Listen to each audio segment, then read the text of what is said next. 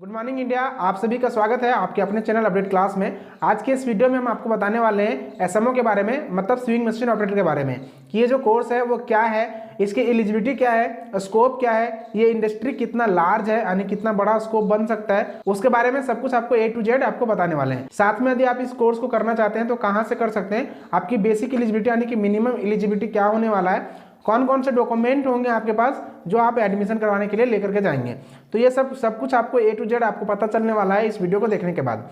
तो सबसे पहले बात करें कि स्विंग मशीन ऑपरेटर। तो स्विंग मशीन ऑपरेटर क्या होता है? स्विंग मशीन एक मशीन है, सिलाई वाला मशीन, और इसको जो चलाता है वो कहलाता है इस मशीन का ऑपरेटर। मतलब किसी भी मशीन को, यहाँ लिखा हुआ मशीन, किसी भी मशीन को चलाने वाले को बोलते हैं हम लोग ऑपरेटर, चाहे वो कंप्यूटर के लिए हो, चाहे वो सिलाई के लिए हो, चाहे किसी अदर्स प्रकार की कोई भी मशीन हो, जिसे वो चलाता है वो उस मशीन का ऑपरेटर होता है। तो जो व्यक्ति चलाता है स्विंग मशीन उसे हम लोग बोलते हैं स्विंग मशीन ऑपरेटर। तो ये क्लियर हो गया। और ये जो स्विंग मशीन ऑपरेटर है एसएमओ, वो आता है हमारा apparel, made up and home furnishing industry के अंतर्गत। ये जो इंडस्ट्री है वो काफ़ी बड़ा है। आपको जान करके ये थोड़ा सा हैरानी होगा कि जितने भी आप देखते हैं कोई भी कपड़ा वगैरह जो अमेजोन या फिर जितने भी कमर्शियल वेबसाइट हैं जहां अवेलेबल होती है तो तुरंत बुक करते हैं, फिर वो ऑलरेडी बना हुआ रहता है। तो उसके बनाने का जो पीछे का प्रोसेस होता है उस चीज़ को हम लोग डिजाइन करते हैं कौन? एसएमओ वाले जो ऑपरेटर होते हैं वो। हर एक स्टेज में, मतलब किसी को मिल गया कि आपको पॉकेट सिलना है, किसी को मिल गया आपको ये स्टिच करना है, तो किसी को मिल गया कुछ और। तो इस तरीके स्टेज बाय स्टेज सब कुछ वर्क होता है। तो वहाँ नीड्स होती है एसएमओ वाले यानी कि जो स्विंग मशीन ऑपरेटर होते हैं वैसे कैंडिडेट। तो अभी जब आप कोर्स करेंगे, सीखेंगे, तभी तो आप उसमें अपना योगदान दे सकते हैं। तो स्विंग मशीन ऑपरेटर का कोर्स बहुत ही इंटरेस्टिंग कोर्स है। यदि आप कुछ भी नहीं कर रहे हैं तो ये एक ऐसा कोर्स है जिसको करने के बाद आप दो तरीके के ऑक्यूपेशन को ऑक्यूपाई कर सकते हैं। सबसे पहला कि आप प्लेसमेंट करवा के किसी भी इंडस्ट्री में अपना योगदान दे सकते हैं, जहां बड़े बड़े इंडस्ट्री होते हैं, काफ़ी लार्ज इंडस्ट्री होते हैं जो आपको ऑक्यूपाई करेंगे, आप वहां जाकर के काम करके देंगे, वो आपको सैलरी देंगे।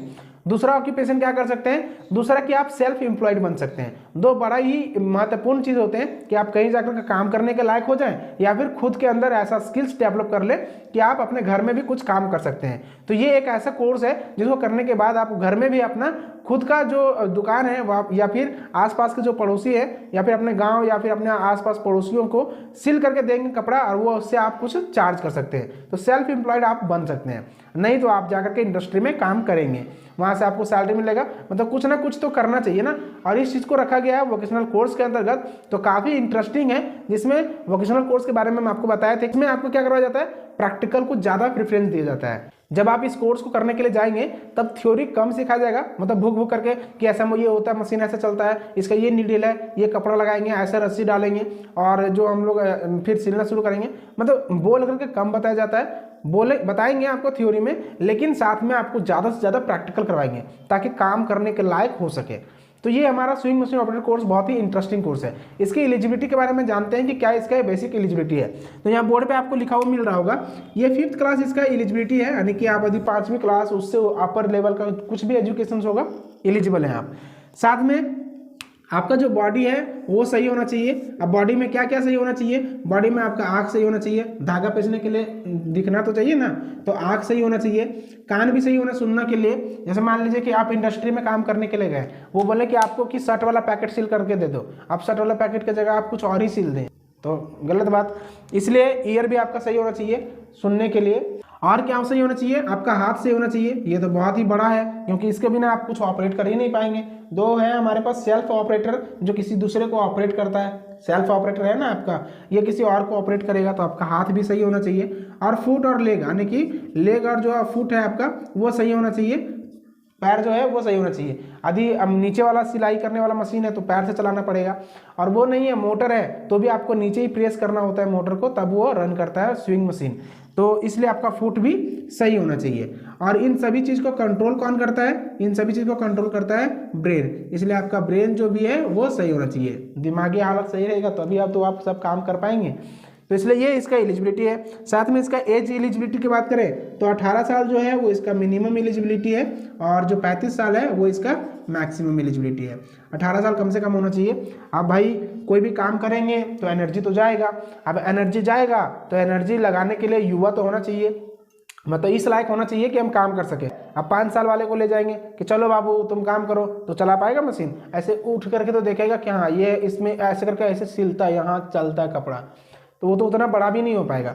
तो इसलिए आपका जो मिनिमम एज रखा गया है वो 18 साल रखा गया है। किसी किसी कोर्स में जैसे कोई योजना निकलता है उस कोर्स में 16 साल भी कहीं कहीं एलिजिबल होता है, 14 से 16 साल, है ना, 14 से 16 साल भी कहीं कहीं एलिजिबल होता है। मैक्सिमम कोई लिमिट नहीं होता है, बट 35 कोर्स में इनरोल होने के लिए आपका होना चाहिए। इससे ज़्यादा होगा तो इनरोल नहीं करते हैं उन लोग। तो ये आपका एज एलिजिबिलिटी हो गया। यदि ये एलिजिबिलिटी आपके पास है तो आप इस कोर्स को कर सकते हैं। अब ये एलिजिबिलिटी जब हो जाता है तो क्या क्या डॉक्यूमेंट लगेगा उस कोर्स में इनरोल होने के लिए, तो उसको आपको जानना चाहिए। लेकिन ये जो डॉक्यूमेंट है वो कहाँ लगेगा वो सबसे पहले जान लेते हैं। तो इसके पिछले वीडियो में मैं आपको बताए थे कि जो वोकेशनल ट्रेनिंग है वो दो ही कोई करवाते हैं, या तो आप पैसे देकर कोई इंस्टीट्यूट में सीखेंगे सिलाई, या फिर आप गवर्नमेंट प्रोजेक्ट जो बनाते ही है उसके माध्यम से सीखेंगे। तो गवर्नमेंट प्रोजेक्ट क्या कौन कौन से हैं आपको पता होगा, जैसे नाम सुने होंगे PMKVY, प्रधानमंत्री कौशल विकास योजना, प्रधानमंत्री ग्रामीण विकास योजना और प्रधानमंत्री कौशल केंद्र PMKK, या फिर DDU-KK, DDU-GKY। इस प्रकार की जो योजनाएं होती है, या फिर आंगनबाड़ी केंद्र में भी आपको सिलाई मशीन सिखाया जाता है, या फिर CSR का जो प्रोजेक्ट चलता है उसके माध्यम से आपको फ्री ऑफ कॉस्ट सिलाई मशीन सिखाया जाता है, और कहीं कहीं तो आपको सिलाई मशीन भी दिया जाता है। तो इस प्रकार से जो संस्थाएं हैं वो रन करती है इस प्रकार के कोर्सेज को, जिसको बोलते हैं वोकेशनल कोर्स। तो उसमें जाकर के आप एडमिशन लेंगे, तो उसके अकॉर्डिंग हम आपको डॉक्यूमेंटेशन बताते हैं कि कौन कौन से डॉक्यूमेंट लगने वाले हैं। तो सबसे पहले आपका लगेगा आधार कार्ड, सबसे पहले लगेगा आधार कार्ड, ये आपके पास होना चाहिए। उसके बाद क्या लगेगा, आपका फोटो लगेगा। कौन सा फोटो? पासपोर्ट साइज फोटो लगेगा। और क्या लगेगा? और लगेगा आपका एजुकेशनल क्वालिफिकेशन, एजुकेशनल क्वालिफिकेशन, ठीक है। एजुकेशनल क्वालिफिकेशन में कौन सा? 5th क्लास का क्या लगेगा? या तो मार्कशीट या फिर आपका TC ट्रांसफर सर्टिफिकेट, है ना, इन दोनों में से कोई भी आप दे सकते हैं। उसके बाद क्या लगेगा? उसके बाद लगेगा आपका बैंक पासबुक। क्या लगेगा? Bank passbook. तो बेसिक डॉक्यूमेंट ये 4 हैं, इसमें आपका एडमिशन हो जाएगा। बट कभी कभी ये चारों के अलावे जब स्टेट गवर्नमेंट का प्रोजेक्ट आता है तो वो कास्ट सर्टिफिकेट या फिर रेसिडेंशियल सर्टिफिकेट, इन दोनों का भी मांग करती है कि आप ये आपके पास सर्टिफिकेट है तो आप जमा कर सकते हैं। क्योंकि यदि स्टेट गवर्नमेंट का प्रोजेक्ट है तो वो तो वेरीफाइड करेगी कि आप उसी स्टेट के रहने वाले हैं, तो रेसिडेंशियल सर्टिफिकेट वो रिक्वायर्ड करती है। तो कास्ट और रेसिडेंशियल भी आप वहाँ लगा देंगे, अपना कास्ट और रेसिडेंशियल सर्टिफिकेट लगेंगे। ये बेसिक डॉक्यूमेंटेशन है जिसका रिक्वायरमेंट होगा आपको इसमें इनरोल होने के लिए। तो ये डॉक्यूमेंट लगाएंगे, आपका एडमिशन हो जाएगा। और हम आपको बता चुके हैं कि ये जो कोर्सेज होते हैं वो वोकेशनल कोर्स के अंतर्गत आता है। तो वोकेशनल कोर्स में क्या होता है, शॉर्ट टर्म कोर्स होती है, छोटे अवधि के लिए 3 से 4 महीने में आपका कोर्स कंप्लीट हो जाएगा। तो आप जा करके दे सकते हैं, सीख सकते हैं, उसके बाद अपना सेल्फ एम्प्लॉयड या फिर इंडस्ट्री में काम करने का मौका मिल जाएगा आपको। सो आई होप आपको सब कुछ क्लियर हो गया होगा। इसी प्रकार से बहुत सारे वोकेशनल कोर्स हैं जिसके बारे में हम आपको बताने वाले हैं। तकरीबन 70 से ज़्यादा वोकेशनल कोर्स हैं जिसके बारे में आपको नॉलेज होना चाहिए, ताकि आप स्टेप ले सकते हैं। क्योंकि 3 मंथ का कोर्स है, 3 मंथ के बाद आप किसी कोर्स में इनरोल हो सकते हैं। अपने अंदर बहुत सारे स्किल्स को डेवलप कीजिए, क्योंकि आने वाले समय केवल स्किल्स को पूछने वाला, सर्टिफिकेट को नहीं पूछेगा। तो मिलते हैं नेक्स्ट वीडियो में नेक्स्ट इन्फॉर्मेटिव वीडियो के साथ। तब तक के लिए थैंक यू।